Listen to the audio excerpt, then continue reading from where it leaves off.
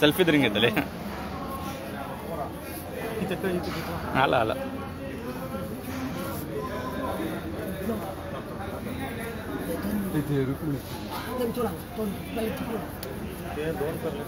बरोबर आहे नाही तर लई फुल महापौर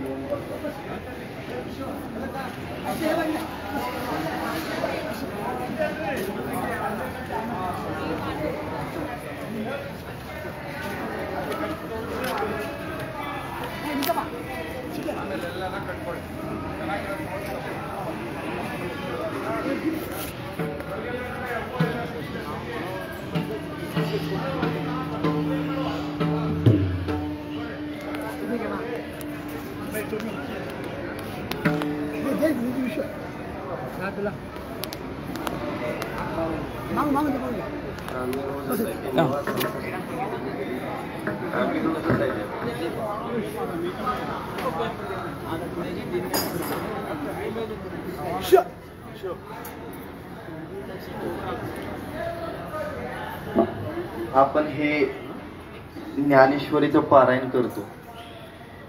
पारायण केलंच पाहिजे, पण ते मर्यादित नसावं.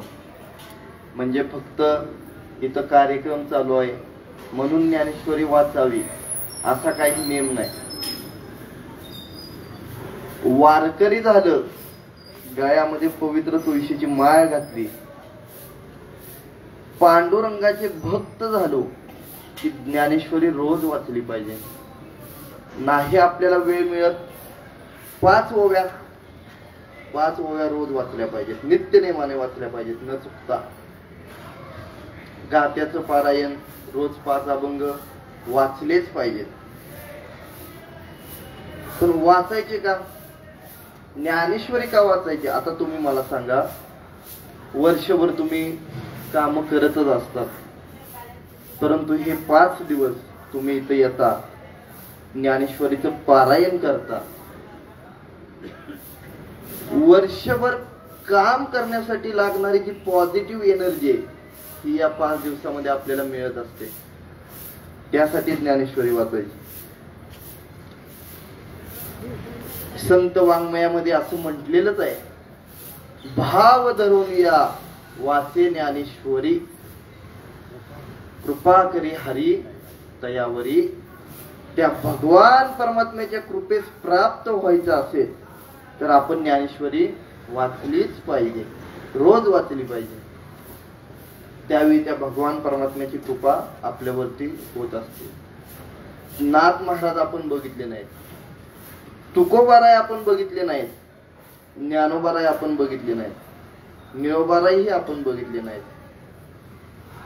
जरी आपण बघितले नसले तरी सुद्धा त्यांचं अस्तित्व हे अबाधित आहे. जोपर्यंत चंद्र सूर्य आहेत तोपर्यंत त्यांचं अस्तित्व आहे असं म्हणण्यापेक्षा जोपर्यंत त्यांचं अस्तित्व आहे तोपर्यंत चंद्र सूर्य आहेत. जरी हे संत महात्मे आपण बघितले नसले तरी सुद्धा तुकोबारायांचं दर्शन रोज घ्यायचं आहे ना, तुकोबारांचा अनुभव रोज घ्यायचा असेल तर गात्यातले 5 अभंग रोज वाचले पाहिजे. तुकोबारांचं दर्शन आपल्याला रोज होणार. ज्ञानोबारांचं दर्शन घ्यायचंय ना, कमीत कमी ज्ञानेश्वरीतील 5 ओव्या तरी आपण रोज वाचल्या पाहिजेत. नाथ महाराजांचं दर्शन घ्यायचंय ना, एकनाथी भागवतातल्या 5 ओव्या आपण रोज वाचल्याच पाहिजेत. नेवोबारांच्या गात्यातील अभंग रोज आपण 5 तरी वाचलेच पाहिजेत. मला माहितीये तुम्ही राजधानीमध्ये राहताय, सिटीमध्ये राहताय, तुम्हाला काम भरपूर आहेत, वेळ कमी आहे.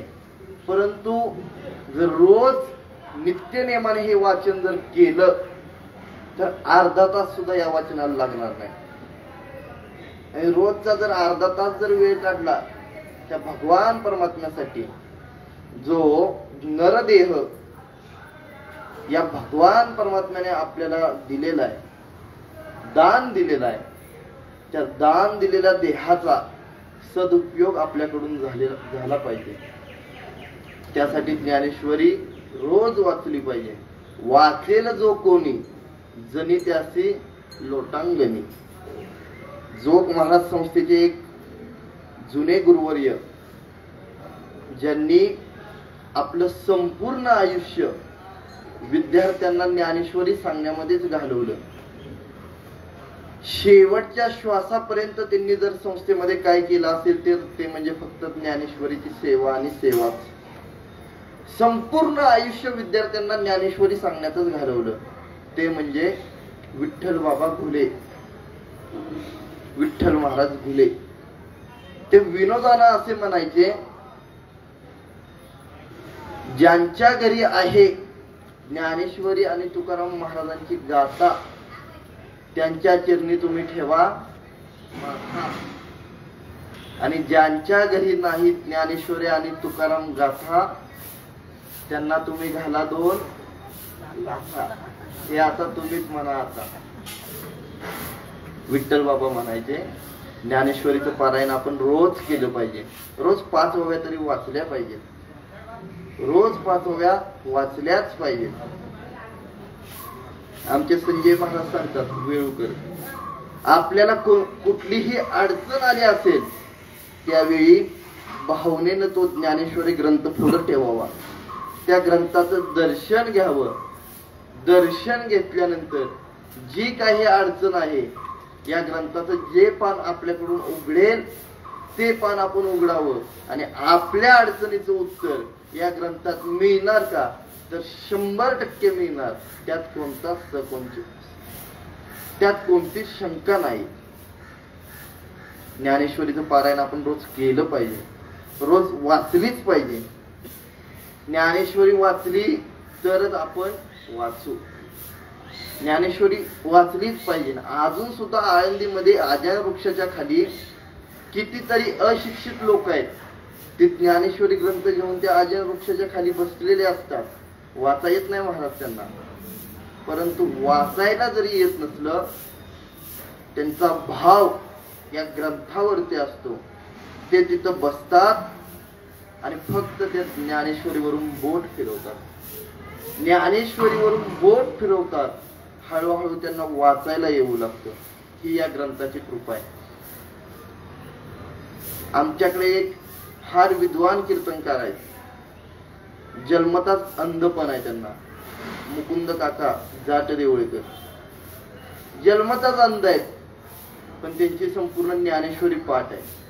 ही या ग्रंथाची त्यांच्यावर असलेली कृपा आहे. तुम्ही ज्ञानेश्वरीची सेवा करा, ज्ञानोबाराय तुमच्यावरती कृपा करतील. ज्ञानेश्वरीचं पारायण आपल्याकडून रोज घडलं पाहिजे. तुकोबारायांच्या गाथेचं सुद्धा पारायण आपल्याकडून रोज घडलंच पाहिजे. आपण वारकरी झालोय ना, गळ्यामध्ये माळ घातली.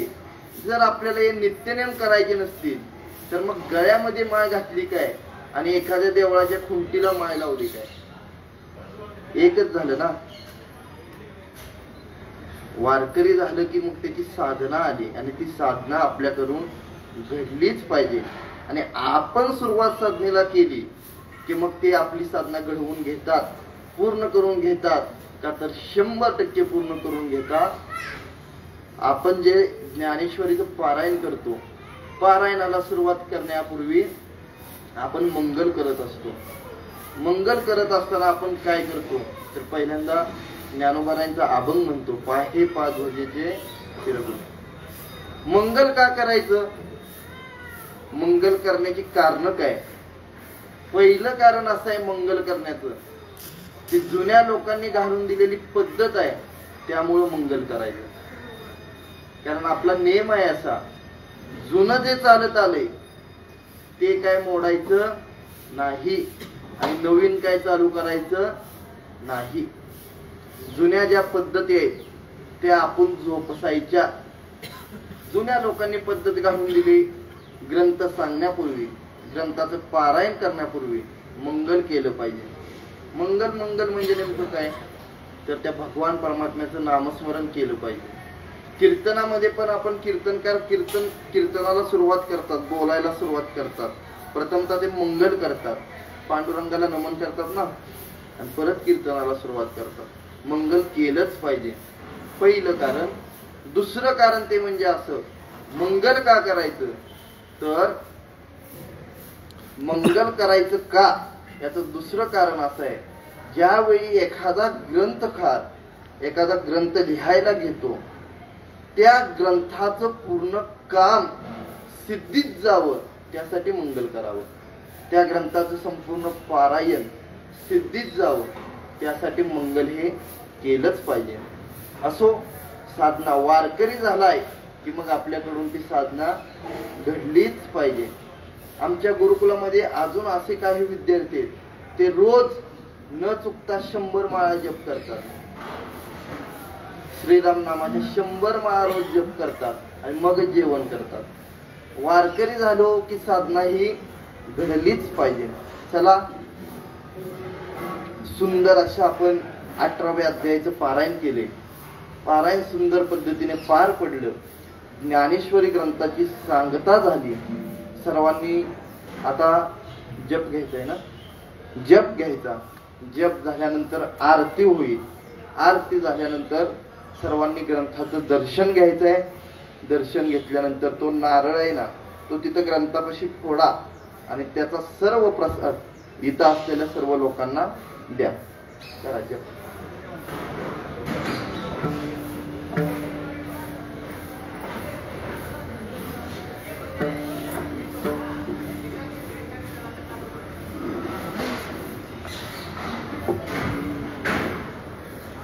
पुण्यवंत व्हावे,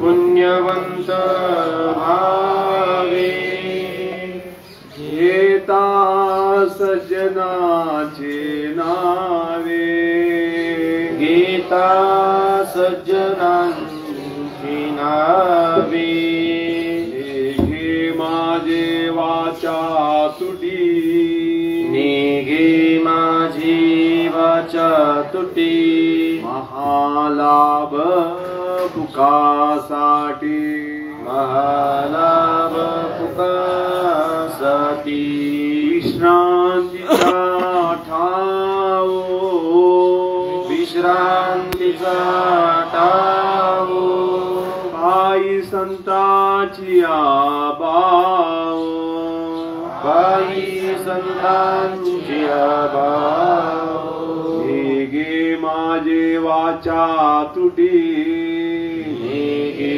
माझी वाचा तुटी, महालाभ पुकासाठी, महालाभ पुकासाठी, तुका म्हणे पापे, तुका म्हणे पापे, घाती संताची जपे, घाती संताची जपे, घे माझे वाचा तुटी, घे माझी वाचा तुटी, महालाभ पुकासाठी, महालाभ पुकासाठी.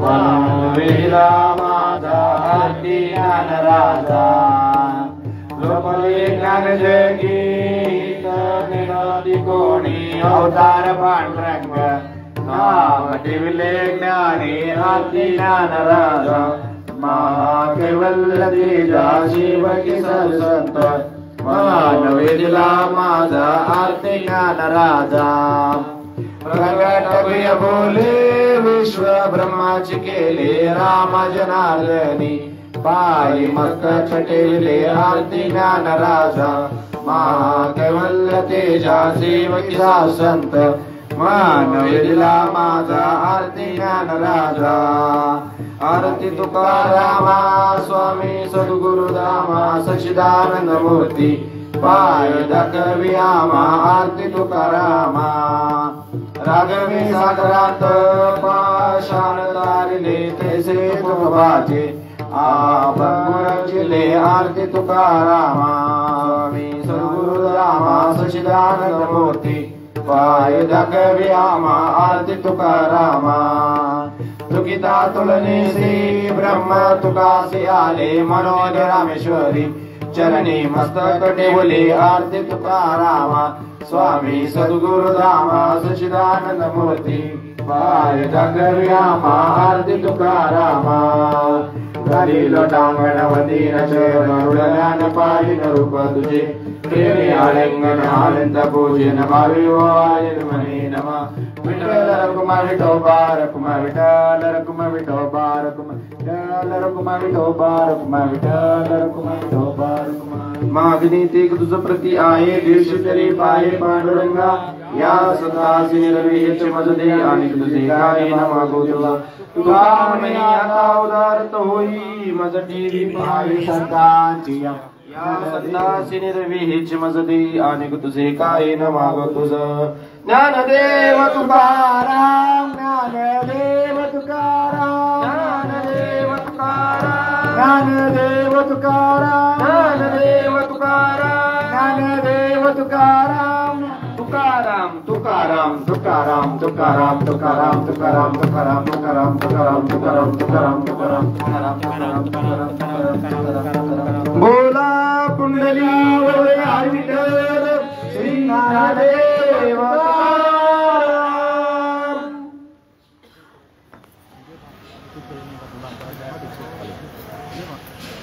सवाल